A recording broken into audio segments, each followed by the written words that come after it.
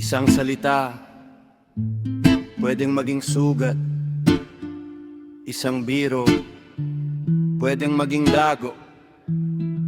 Sa harap ng mikropono, matalas na dila. Pero sino ang tunay na nasasaktan?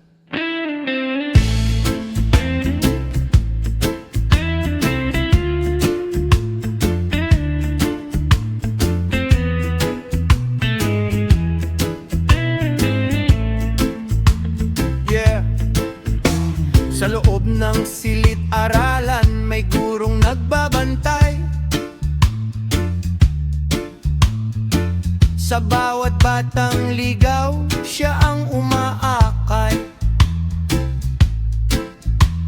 Pagod man ang katawan, tuloy pa rin ang laban para sa kabataan. Kinabukasan, pinapangarap. Pero may salitang biglang bumagsak, parang batong sa dibdib ay tumama ng malakas. Kung ang guro ang tinuturo nating gabay, bakit salita mismo ang sa kanila'y pumapatay? Matalas na dila, madaling bumitaw, pero ang sugat matagal bago mawala, bago magsalita. Isipin muna, may pusong makikinig sa bawat salita.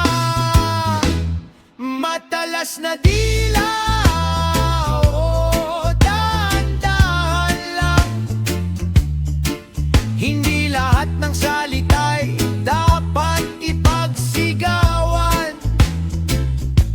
Guro ay tao rin, may pusong nasasaktan. Respeto sa salita, respeto sa kinabukasan. Matalas na dila,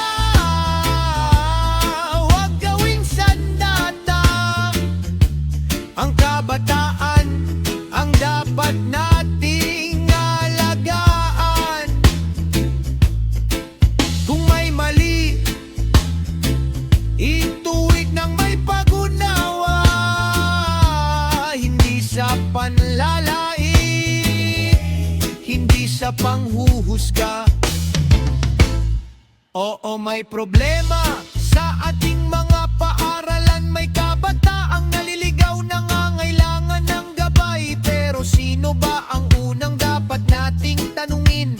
At sino ang kasama nilang dapat intindihin? Hindi madaling maging guro sa panahon ngayon. Maraming hamon, maraming pressure, maraming tanong sa bawat batang hawak nila. Sa isang araw may mundong dala-dala, may problemang tinatago. Hey! Hindi solusyon ang sisihan, hindi lunas ang kahihiyan. Kung gusto natin ng pagbabago, mag-usap tayo ng may respeto. One love, para sa guro, para sa bata, para sa bawat pamilyang umaasa. Hindi kailangan ng matalas na salita, kailangan natin ay pusong marunong umunawa. Ang salita ay parang alon sa dagat. Kapag pinakawalan, hindi mo na mababalik. Kaya bago magsalita sa harap ng madla, tanungin ang sarili, nakakatulong ba o nakakasakit lang ba? Matalas na dila, oh, dahan-dahan lang. Hindi lahat ng opinyon kailangang manakit ng damdamin. Guro ay tao rin, may pusong nasasaktan. Respeto sa salita, respeto sa kinabukasan. Matalas na dila, gawin nating aral. Hindi pagkakahati, kundi pagkakaisa.